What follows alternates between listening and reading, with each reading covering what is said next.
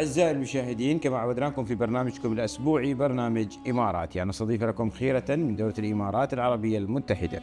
ولهذا الأسبوع نستضيف السيد نيراج أرورا، المدير التنفيذي لشركة Aviation Training Center in Dubai. Good afternoon, Mr. Neeraj.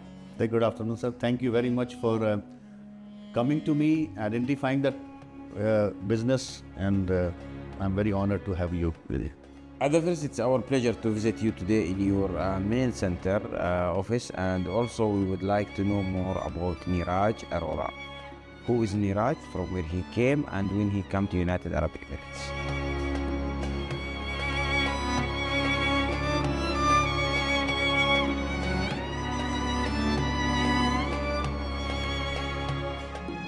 Okay, Neeraj Arora was a very simple man.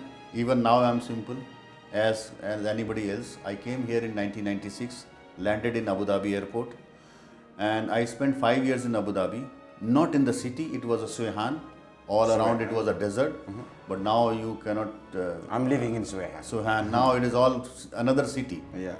So in my time, it was a ADCOM manufacturing. It was in the heart of desert, and there was nothing outside. Just, you don't see any building other than our building. Now it has all been changed. So I worked in ADCOM manufacturing 5 years.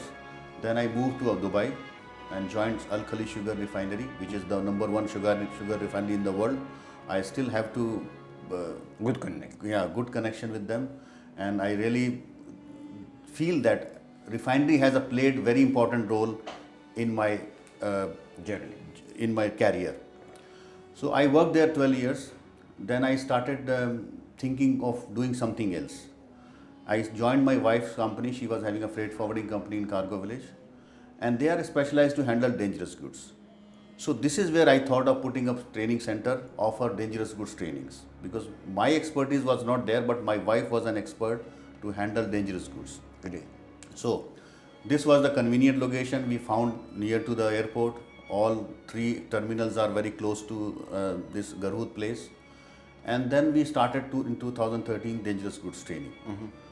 When I started dangerous goods training, my main worry was it carried on from last 3, 4, 5 years to build the credibility in the market. Credibility in the market means, who are we? Why should we go to Aviation Training Center for training? And it is a very, very sensitive training. Dangerous goods training is not something like some people will come and sit down and go. Because there is exam also. After 6 days of training, there is exam. There are people can pass and fail. They can, companies are spending money on the employees. They might lose the money.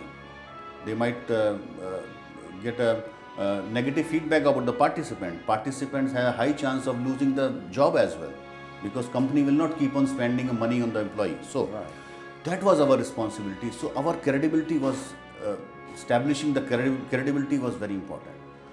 So what we have done is, our trainers have gone out of the way. We make sure that everybody understands the subject. 3 days, we just build the repo in the class. We bring everybody in the same level, because they are from different nationality, different accent, different race, different religion, by the way. But religion does not carry any important role here, but it carries when it comes to the Friday. Different culture, we can say. say. Because Friday is the time when you have to give some relaxation for the prayer. Right. So others are sitting there. So we have to prepare everybody. Yes, this is very important day for a certain religion. So 6, 7 days are very challenging for us. This is where we have built the credibility. That credibilities are paying us now. Now we are only working to stay at #1. We are without any, with full responsibility, I am telling you, in dangerous goods training, we are the #1 in UAE. Great. We have a good credibility in Civil Aviation Authority also. But also, you have your own strategy, right, when you enter the markets. What's the strategy that's time?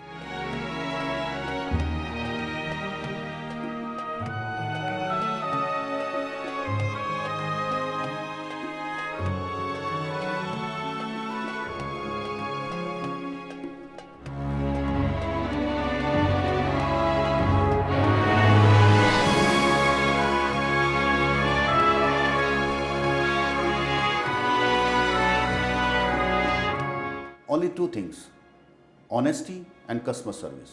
Because when you start a business, you start with a customer service. Right. You have to bring somebody first time in your training center and then second time they will come back or not come back, it is up to them. The first is the very important, I always give a full attention to customer service. If customer service is not there, then nothing will work. And how you build for long relation term with your, we can say, other partners or client? Client. See, for my clients, I don't sit in my office. Everybody is happening. Now the class is happening, I will just visit. Again, it is a part of my job, which is customer service. I go and meet them, take the feedback. Negative feedbacks are more welcome than positive feedback. Positive feedbacks, we are not more concerned. Negative feedback is giving us some job to improve. Let us know more about the process here, how it's work, and also how the class it's running. Okay. So we have already established 3 months schedule. Okay, these are the dates for this training starts, and this is the finishing date. That has been published to our website. People, now it is coming to us organically. They know that this is approved training center. We have to allocate our staff to upcoming schedule. So now it is more or less less of marketing in terms of informing them. They are in touch with us. So we know them, they know us. So it is all regular trainings, they have to take it. And this training is required after 2 years. So there is a refresher training. We need to have dedicated and professional team. Let us know about the team, how you select them and how you keep training them also to keep update with the technology, with the AI, artificial intelligence, which make more better and easier. Absolutely. So I'll start with the most popular trainer, Mr. Thomas Verghese. He has around 40 years experience. He worked in Ras Al Khaimah Airport in 1972. The year Y was born. He was a duty officer in Ras Al Khaimah Airport. Then he joined Emirates College. He was a part of the training provider for dangerous goods and load control. Now, as per his experience, I cannot introduce any AI for him because he himself is an AI. He himself is a chat GPT. He is an institution himself. I will take you to him. So, with his experience, now I'm coming about the AI. In our field, we know that very limited area where we can, introduce, for example, VR, because we need a hand-on experience here. We are not going to work on a simulator and then we start flying it. We have a responsibility to pack ourselves in the boxes dangerous goods, and that will go to the aircraft. So this is where we have to explore some of the portion we can introduce as an AI, but not the complete. It is a face-to-face training, live interaction, and that is what is the requirement for the UAE Civil Aviation Authority. You got some client, we can say, from the other GCC countries, and also how you plan to also provide them out of United Arab Emirates. Absolutely. See, if you compare all the Civil Aviation Authority, at least in Middle East, you will find UAE Civil Aviation Authority, GCAA, is very much aggressive. All other civil aviation authorities are following UAE Civil Aviation Authority. Just because of UAE GCA, we also have a good credibility within the market, at least within the Middle East. So that credibility is helping us in reaching out to Saudi Arabia. Saudi Arabia they have an authority named GACA. GACA has given us approval once somebody from them, they have attended our training in Dubai, and they saw that the quality of the training and the involvement of us is tremendous. So they have never experienced, and this gentleman, he was a manager of certain department. He went back to KSA, Saudi Arabia. He has said ATC is approved, even they can deliver training in Saudi Arabia. So this is what our credibility is. Great. Apart from Civil Aviation Authority, we are approved by IATA. IATA is an international body. They have a responsibility to implement all the regulations. So IATA, in 2023, we got a #1 training providers in Middle East and North Africa. So our credibilities we are not behind to become #1. Number game is something else. We don't go behind it. It becomes automatically. But how you keep growth in the markets? How you face the challenge? I'm sure you have many challenges. Of course, if suppose the challenges are very basic. I go back to old school thought. My father, the way he was handling the business, I am following the same. There is no change. Principles are the same. Right. When my training starts at 8 o'clock, everybody has to be here at 7 o'clock. Make sure everything is fine. They are welcomed properly. Whatever the position they are working. Now you can, on my left hand side, we have a porter from Donata. Porters. They are loaders. But they have been respected like a client. Donata is our client, or Dulsco is our client. But they have been treated as themselves as a client. So if you can go and visit them, we take this 1 hour briefing session, who we are, because they are coming for 1 day training. If I don't give them a comfort level in that 1 hour, the training will finish in very fast 6-7 hours, then they will not know what to ask. So I break the ice as soon as possible. So let them ask so many questions they have. So that is where we strongly put our And after the training, how you move to the next level, which we can say they have to do it every year 1 time or every 3-4 years, and what certificates you are providing? Right now we are only talking about dangerous goods. We have other trainings also. Dangerous goods training is required every 2 years refresher course. Okay. And other side we have a training about cabin crew. We provide cabin crew training. Our cabin crew training is not a classroom training. We are having we take them outside to the simulator where we do the evacuation, cabin evacuation, water survival, first aid. So 1 whole day we have a tie-up with another training provider where they have a simulator. All the safety trainings are happening there. 3rd day we have a grooming sessions in our training center for the cabin crews. 4th day we have Arabic classes. Basic Arabic we teach them how to greet, because customer service start with personalization, Yeah. When somebody meets somebody and you talk to your language, then you have a different level. Right. So that we start, that is our another program, cabin crew. Today, Mr. Neeraj, how you see the competition in the markets and how you see also the market's growth? See, competition has to be there, because I'm seeing UAE not from today. 30 years before, when I was growing up in India, Dubai was brand that time also. It was not that Dubai came in tomorrow or yesterday. Dubai was it's a long story. Early 80s. I'm talking about, my memory goes back to 1985 when I was growing. When we were looking at Dubai as a electronics exporter for VCR, VCP, Right. all sound system. So Dubai has a very strong background. And because of that, Dubai has become has positioned as an aviation hub. Now Dubai is an aviation hub. Cargo coming from all over the world to Dubai, and from Dubai it is going to elsewhere. Right. For example, you have by ship, you have a cargo coming from America, it comes to Dubai port, and from Dubai port, it is going by air to Afghanistan, because there is no sea. So Dubai has taken a central place. Now competition. Your question is competition. Competition is there. Likewise, business is there. So it is not that business is limited and competition is more. Business is also growing in the same scale of competition. What's the vision or the future plan of Aviation Training Center? Now, at the moment, we are only concentrating on to adding up new verticals which are not there in UAE. We don't want to be a competitor to somebody. No.